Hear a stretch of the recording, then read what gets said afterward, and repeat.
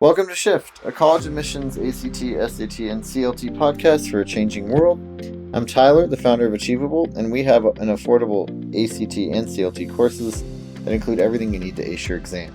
A full textbook, tons of review questions backed by our memory-enhancing algorithm, videos on key topics, a built-in study planner, and full-length practice exams. You can get a free trial by going to achievable.me, and if you like it, the code podcast will get you 10% off at checkout. Now, let's get started. So today we've got MissStudy, aka Yasiara Ortiz, with us on the line today, and I would love if you could introduce yourself and your company. Yes, hi Tyler. I'm Yassi. I'm the CEO of MissStudy, and you'll find us at missstudy.com, also on Instagram MissStudy, that's with two S's. And we created for this episode because we're going to talk about American students studying abroad.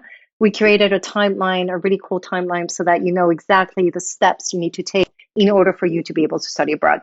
So what we do is we empower students to be able to study, to find out what universities are out there in the world, and then apply to the universities and have an amazing experience. And we do so with universities in Europe, universities in Asia, universities in Latin America, universities in Australia, Canada, and also in the States.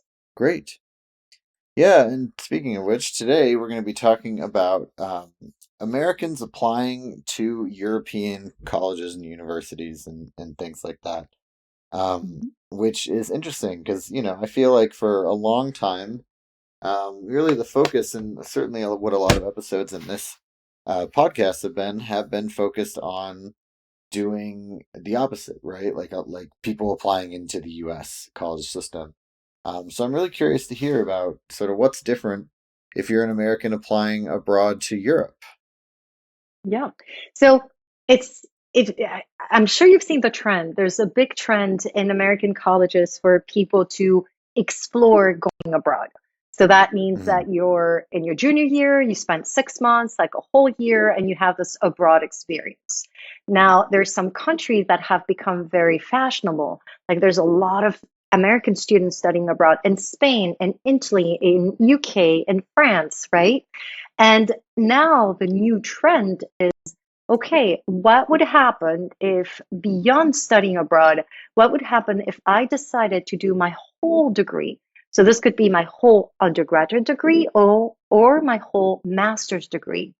And European countries have been very smart because obviously you think about Europe, you're like, okay, I would love to study in Spain, France, that sounds great. And I don't speak the language. And what these universities have done is they've created the programs in English. So they're offering their master's or their undergraduate degrees in English, which allows American students to say, hey, now the language is not a barrier. And so I get to study in English. And at the same time, I get to improve or learn a different language because obviously, when I go and buy the baguette and Hmm. I ask for a crepe, I mean that's going to be in French. And when I go to Italy and say, vorrei un piatto di pasta, I mean that's going to be in Italian. So I think American students have come back from the experience of studying abroad, and they a lot of times you'll speak with students and they love the experience, they really loved it. So now they're understanding that they have this choice because English is no longer a barrier. Now I go and do a lot of presentations in high schools, because this is so new to American culture. And for instance, for parents to know, like, hey, you're telling me that my kid could go and study in Europe in English. Now, they might have questions like, well, I mean, the types of questions, like what questions would you have if your daughter or son, Tyler, comes to you and say, hey, I want to study, Dad, I want to study in Europe? What would be some of those questions? Let's do a role playing and I'll answer them. Sure. Well, I mean, I guess like for me, the biggest thing is that there's such a distinct difference between the countries. If you're studying in, Texas versus California versus New York, there's obviously cultural differences, but they all speak English. They all are connected to the same economic system. And so it's just like which country I think is super important, and then I would want to understand like the viability of that European university's credentials, both in Hmm. Europe and then back in the US, right? Because it's also like, are you going to stay there forever or are you going to come back? And if you have a great Hmm. degree from a top university in Spain, does anyone care if you come to an American college or American job, right? And I don't know the answer to those things. Yeah.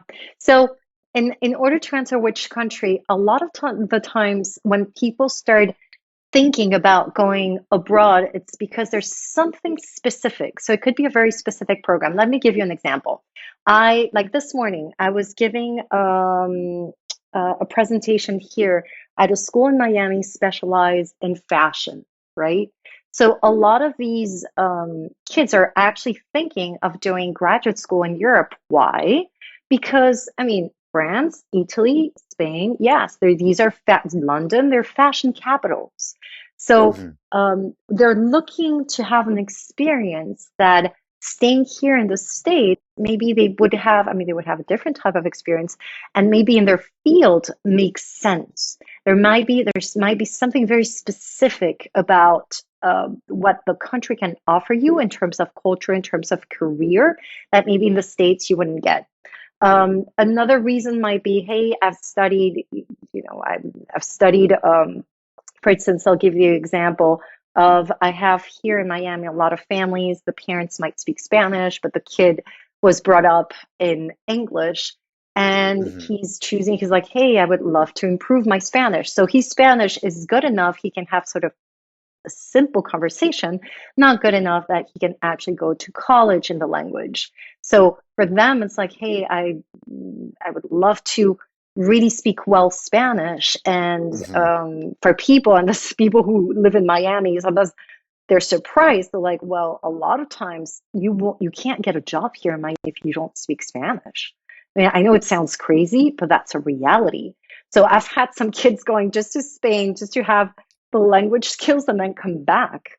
So the credentials. So let's talk about the credentials. The credentials is the programs that they offer over there. If they are backed by the Ministry of Education of the country, it is exactly as if you studied in the States. What does that mean?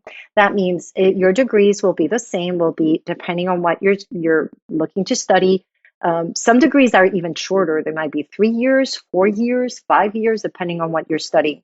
Now, that degree, if it's if it's approved by the Ministry of Education, which basically many universities are, most of universities are, then it is exactly as if you had done your undergrad studies here in the States. So if I were to want to apply then to a master's or MBA, those credits would count as if you had studied in the States. Now, a word of caution for certain, there might be very specific topics where the program might be what they called a private, not a private university, but a private degree, which means it's just given by the institution and not by the Ministry of Education. That's very easy to find out. Just ask the universities. And hey, probably the universities you're interested in, they're all, I mean, it's exactly as if you studied in the States. Now, in terms of why would an employer here in the States hire you, then it's really going to depend on the employer.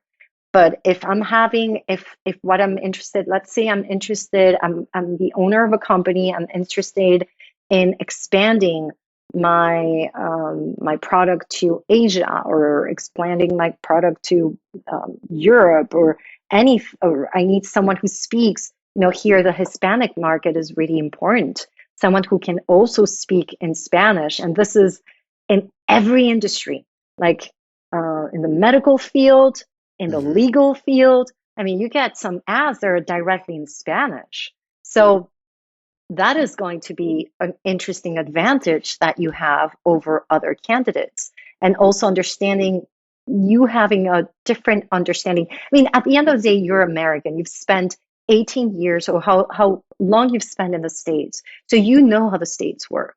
you going to a different country will give you uh, an extra advantage in terms of being more flexible, and also when you have to survive, quote unquote, in a place that is not your typical, the place you've always been with your friends, the same barbecues, the same people, then uh,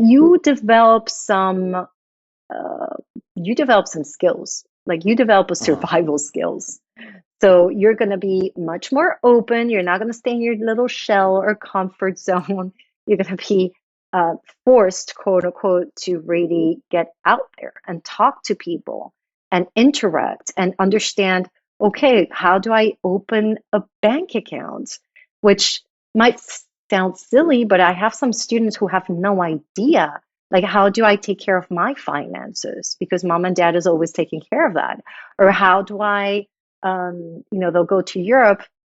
And Europe, the public transportation is amazing, Tyler. I mean, you could go from cross country in a train at fast pace, and it's affordable, it's clean, it's cool, and for you to really see a different way, uh, a different way of living and understanding from, okay, how do I buy a subway ticket? How do I order food? How do I also, if I go on a date, what is what is my I remember, so this is a funny anecdote. I was doing my study abroad. I was at Columbia University doing my study abroad in Chile, which by the way was the program where I went was the first time that Columbia opened that program, and it was because I was so keen on going to Chile. So they said, okay, well, if you find us a program for study abroad, which is we approve, then you'll go. So I found a program, and that was the first program approved to go to Chile in South America. Anyways, so one of the lessons they gave the boys, which was really interesting, was how to treat a lady. I mean, ladies are expected to be, to have the door open.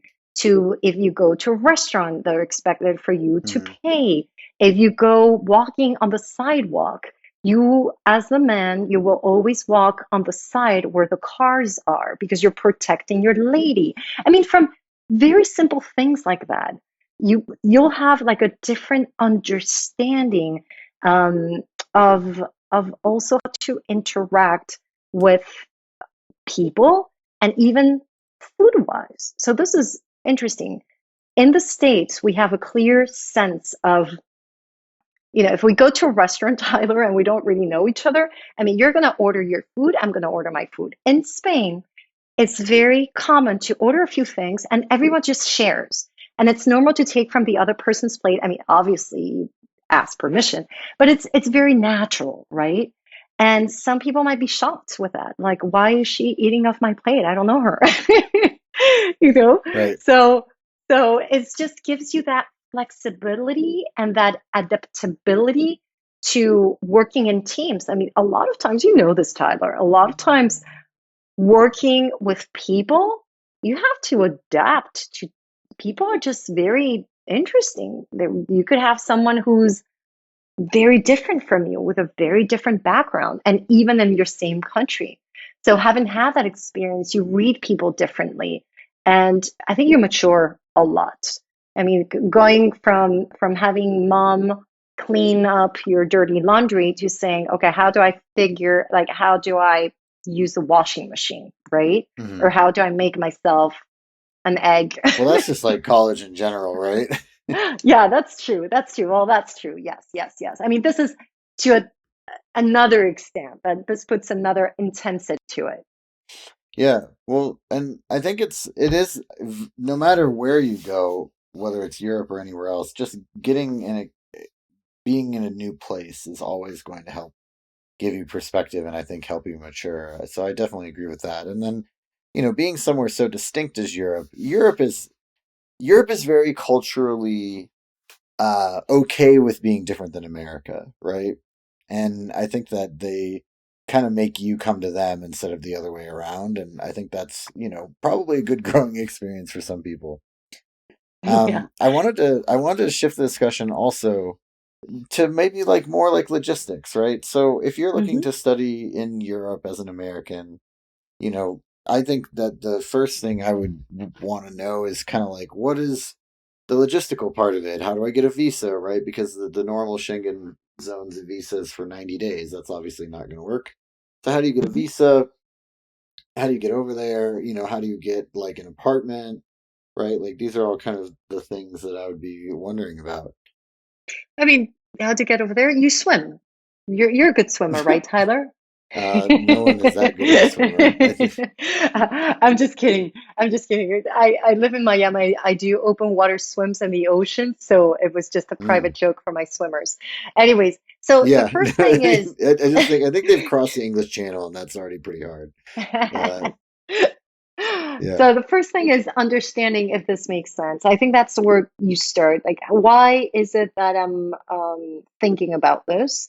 And what is it that what type of education can I get over there that I won't be able to get in the States? So we just spoke about some of the advantages that might be you might experience from going abroad. Now, the logistics is you basically apply to the university. So applications, the system. So this is a great news. The great news is that usually European applications are simpler than American applications. A lot of times you might get, I mean, a main essay, which they call personal statement, which is again very matter of fact information, and maybe a supplemental, maybe. And again, it's quite simple. So you would be filling out the application, doing if they ask for letters of recommendation, they might ask for certain exams. So, because you're coming from the States, a lot of times, if it's countries who are used to having um, students from the States, they might accept. And again, remember, you're going to be studying in English. So, a lot of times they accept the SAT, the ACT. So, it's not like I need to take a funky test unless you're studying something very particular, like I'll give you an example architecture in Italy. Then for that, they might have like a particular test. So just find out what it is that you need. Is there a particular test?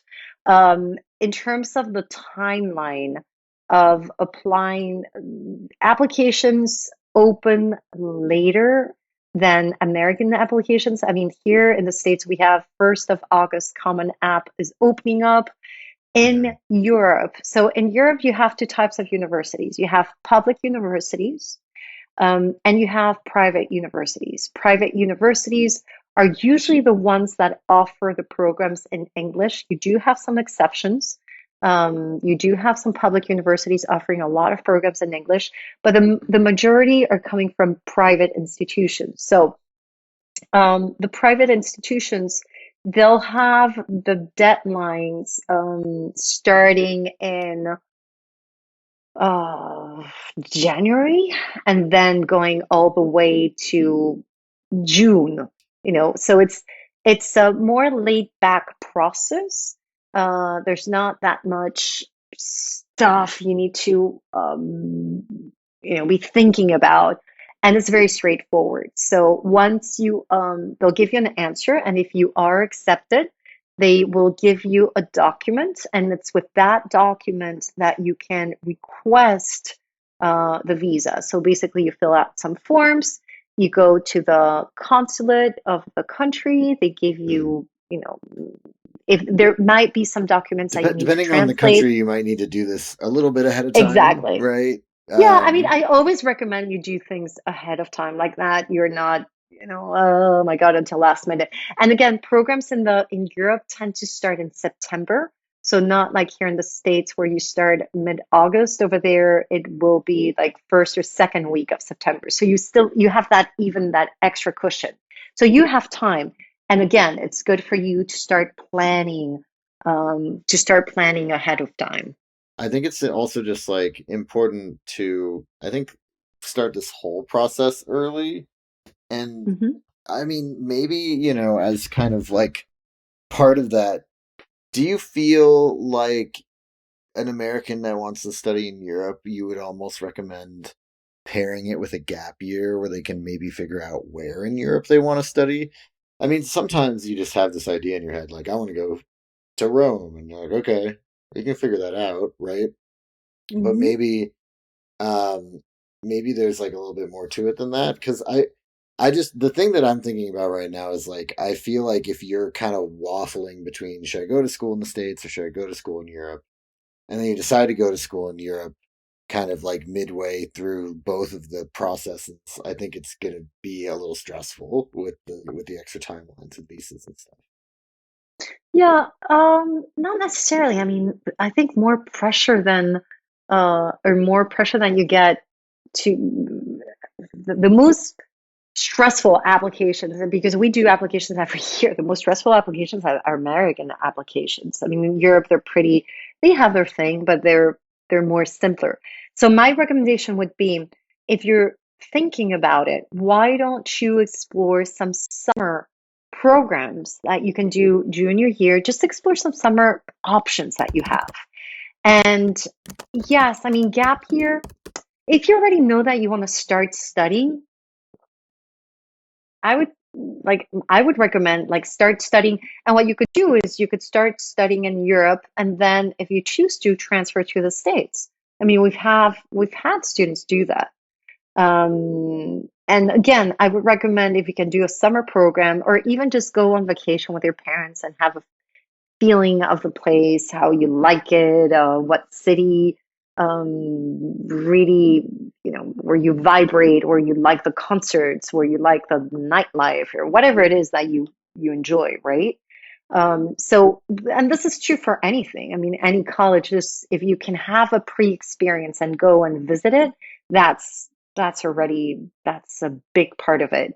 I don't know about the study umbrella, the gap year. If you're unsure what it is that you choose to do, yeah, so gap year. And again, a gap year also needs to have some structure to it. Otherwise, you can sort of get lost. I mean, how much gelato can you eat in Italy? Just like trying to figure things out.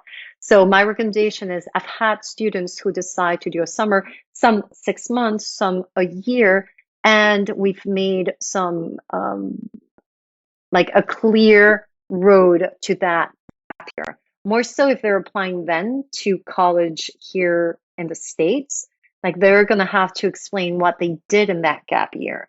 And it has to sort of make sense with the rest of the application. So before taking a whole year to find out if you like the country, I would have a first experience and then always know that you can start there. And if you choose to transfer, then that's something that you can do. The other way around is tricky. So this is important um, for Americans to understand. If you Hmm. start off studying here, wherever it is, Boston, California, and then you decide to go to Europe, European schools are not as flexible as American schools. So what I mean by that is here we're very used, I mean, we have the community colleges, programs we're very used to transferring. It's very normal. Over there, not so much. So some schools will say, no, you have to start over. I mean, some schools might look at the credits. And again, this is not, if you were to do it any way, I would recommend start in Europe and then come to the States. Or you can, if it's just a matter of exploring, also just stay here in the States, do your study abroad, and then you can decide maybe graduate school is a good is you're like you feel more mature and you feel like, okay, this is the right time for me to do this. And it's Hmm. a shorter program, and I'm really looking to have a different type of experience. And yeah, I have more security as to what it is that I choose to do with my life. Right. Yeah, exactly. Well, and I think that's also that kind of leads to like another question I have is, a lot of times in the States, if you're in college, you can kind of get like a local job or something like that, right? To kind of get you through your time in the country and give you some spending money. How does that work in Europe? Like, and, are there opportunities to kind of make money while you're out there? Yeah, it's going to depend on the country. So there are a few things that are important, and this is a great time since we're talking about making money. It's also a great time to mention tuition fees, because this is where Americans get really surprised. So just to give you an idea, an undergraduate degree, depending if you're doing it at a public or private institutions, and both are, I mean, these are universities, we're talking universities that have existed since the 17th century, so they have a lot of tradition, right? Some of these universities, people are surprised when I tell them tuitions. I mean, public universities, tuitions are sometimes $2,000 per year. Let me say that again, like $2,000 per year. Wow. Um, and people are like, what do you mean? Like, well, yes, it's just, it doesn't mean that it's less good. It just means it's a different type of system. Just like going to the Hmm. doctors. I mean, people are surprised when you say in France you can go to the doctors as many times as you want, get operated, get all these like expensive scans for free. So there's a culture that, you know, some of these things are changing, but the culture is education and um, health is free. So the public systems, you can get some Hmm. really go to really cool universities. And in the case of international students, many universities have the same pricing for everyone. Some might have a little bit higher and never like here in the States. I mean, a lot of times you would get really surprised. So a private university is a little bit more expensive.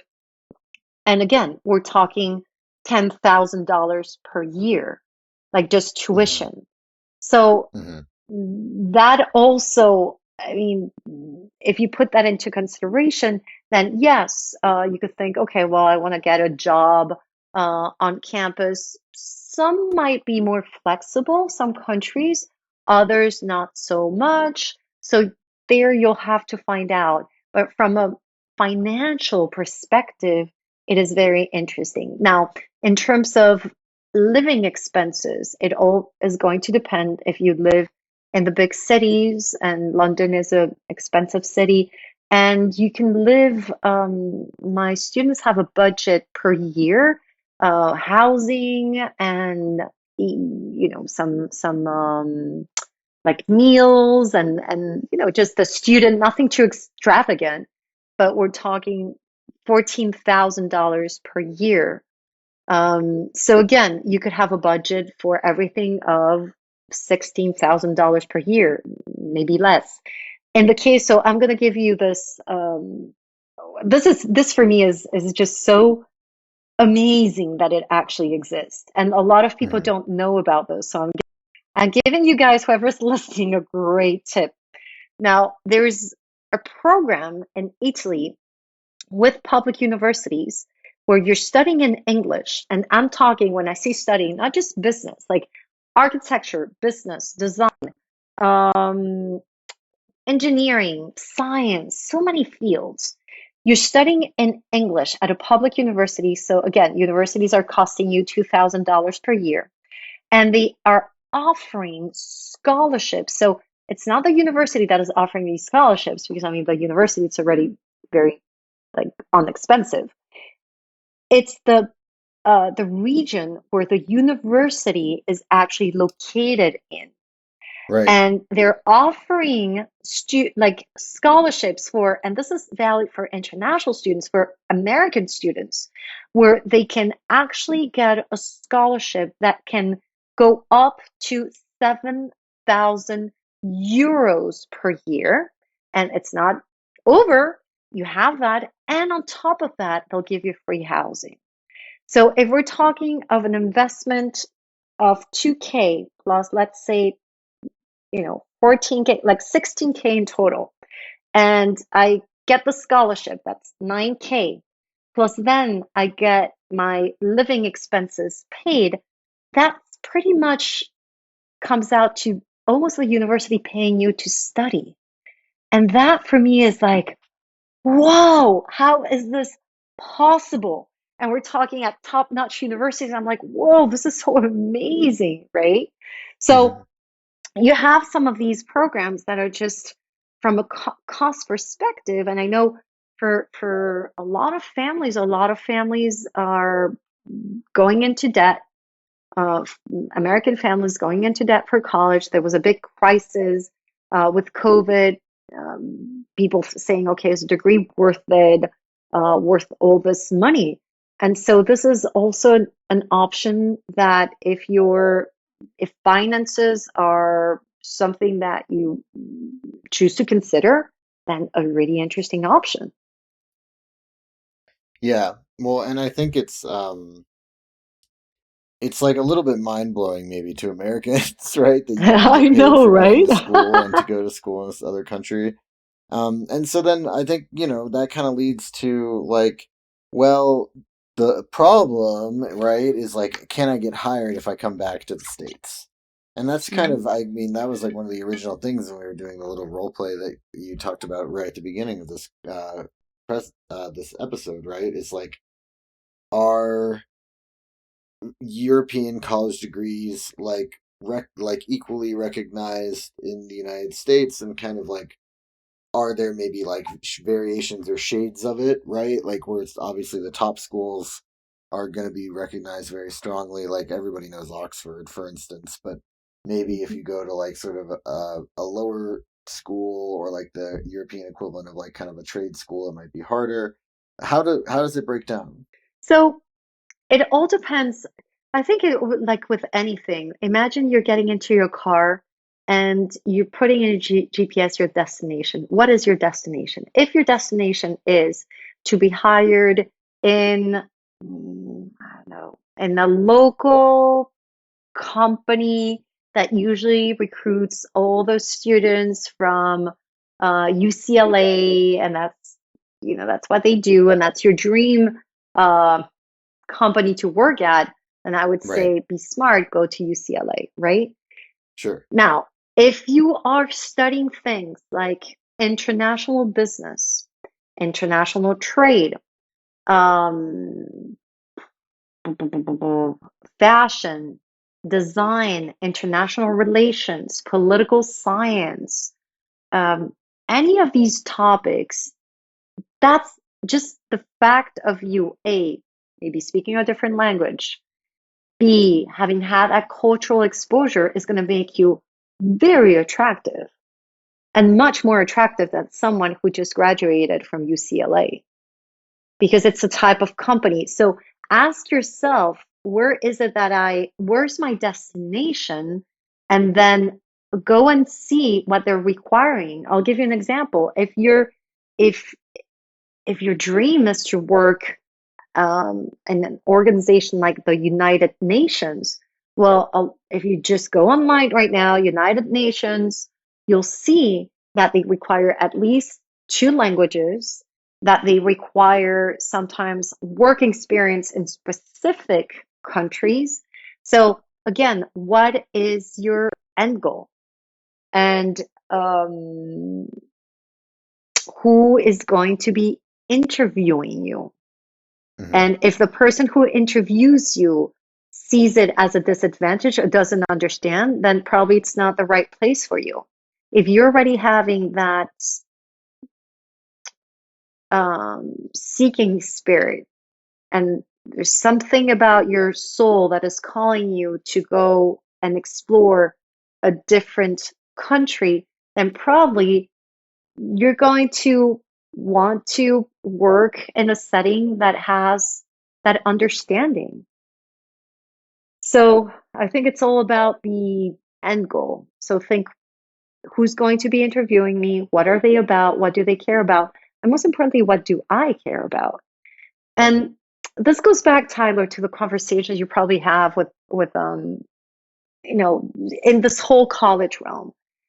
Does it make sense for everyone to go to a certain school? Does it make sense for everyone to go to Harvard? Well, maybe if you're looking for marine biology, something specific, well, it doesn't really make sense. And yes, Harvard is a great program.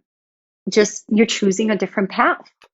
And if Well, and I'm it's significantly more hiring, difficult to get into than like a school that's probably like really focused on marine biology that is equally good in that field, but like not nearly as difficult to get into otherwise. And then there's like things like scholarships and everything else, right? yep, yep. So always the question is, why am I why am I doing this? Mm. And how is this going to empower me for my next move? Right. That's What's really the the path? question. Yeah, that's really the question you should ask. Great. Yeah, and then I think the other thing that I wanted to like check on, just because I was curious about this. When you're applying to European colleges from the US, do you take a European standardized test like the ACT, SAT, or CLT, or do you take something else? Nope. So most of the times there's no test. They'll give you, because you're coming from the States, they'll accept the SAT or the ACT or whatever exam you have. So they'll be very cool, and most of these institutions are used to receiving international students. So don't think like, oh my God, I'm going to be the only American. No. A lot of them are used to receiving American applications. So there's no specific test. Now, if you are applying, for instance, I have right now a student applying to an architecture program in a university in Italy. Everything is in English. They are requesting, that program is very competitive. They are Hmm. requesting a specific test just for that program. But that's an exception to the rule. Most of the times, I'm telling you, Tyler, the process is pretty smooth. My recommendation is if you're listening to this and you're saying, hey, actually, this sounds pretty cool. Let me explore. Let me understand what would it mean to go to college or what would it mean to go to graduate school in another country, then the real conversation is where should I go, and understanding universities. Like every university, just like you're from California, so you might know the difference between different California schools. For someone who's in a different country, they have no idea what the difference is. So also speaking to someone who can guide you and assess and really coach you through the different options. And then the application is, again, you'll have a personal statement, you'll have to present grades, maybe a translation. And again, the process is very smooth and much Hmm. simpler compared to what we're used to here in the States. Yeah, and I think it's just important, really, maybe the unifying theme of all this is like start this early and also like get get kind of like your planning hat on way before this so that you know what you need to do and when you need to do it way ahead of time. Because it is more involved. It's more work than going from to a US college as an American. I don't have more work. I mean, Tyler, when I'm applying, I'm helping students apply to Cornell universities and they have like seven supplementals compared to a European college. I'll take a European college any day. Hmm. So it all depends on the perspective. What I recommend is if you're a parent listening to this and if you're someone, a student interested in this, again, understand what your options are, understand what they mean. If you can have a first experience with a summer program, um, have that. If you don't know what summer programs are out there, again, I'll leave, like, we'll have all my information and have that conversation. At least start with a conversation and see if it's a right fit. Or maybe Right. you just, at the end, you'll just say, you know what, I'll just go to college here and then I'll do my study abroad. Or I'll just go to college here and maybe for grad school. Right now, I feel this is not the right time. And maybe when I'm older, it's going to be the right time. Hmm. The great thing is you have options, which are amazing. And you have options again in English and every field you could think of. You have great financial packages and Hmm. just having an international. I mean, you're also talking, Tyler. I was raised in New York, but I've lived in 10 different countries. So I'm I love the diversity and I love as someone who's lived in who's had to start over in a different country, you become well, I've become very flexible and I have a whole philosophy of life. Like things, it's like it's not like things don't affect me, but I react to them differently. And I sometimes I'll have a saying that I learned from a different culture, like in Spanish, toma la suave, which is like just take it easy. And I'll have these like Mm. expressions come in and remember things. And some of my most funny moments have been traveling or having those experiences. So I I think if you have the curiosity, let's explore. Yeah, great. Well, and I think like we've covered a lot of really good stuff on this topic. I'm curious if there's anything that we haven't talked about yet that you wanted to make sure we, covered on this episode. Otherwise, I feel like we've got a lot of great information here. Yeah, I think so. And also be ready to if you go to Europe for Hmm. for the girls. The guys are really good looking, so maybe you'll end up staying there. No, I'm just kidding. We're so Italians, guys. They're very aggressive. They'll be like, oh. When I moved to Italy right after college, and because I met an Italian in New York, so I moved to Milan. And it was funny, Tyler. The first day of my Italian class, we were 7 women, and each one of us, there was a Russian, there was a French, there were Americans, a Canadian. All of us, we were there because we had an Italian boyfriend. So, yeah, watch out for those Italian boys. Got it. Good advice. Well, thank you. This has been Shift, a college admissions podcast for a changing world, hosted by Tyler from Achievable with Yasiara Ortiz from MissStudy. And you can get a free trial of Achievable's ACT and CLT courses by going to achievable.me and use the code podcast to get 10% off at checkout.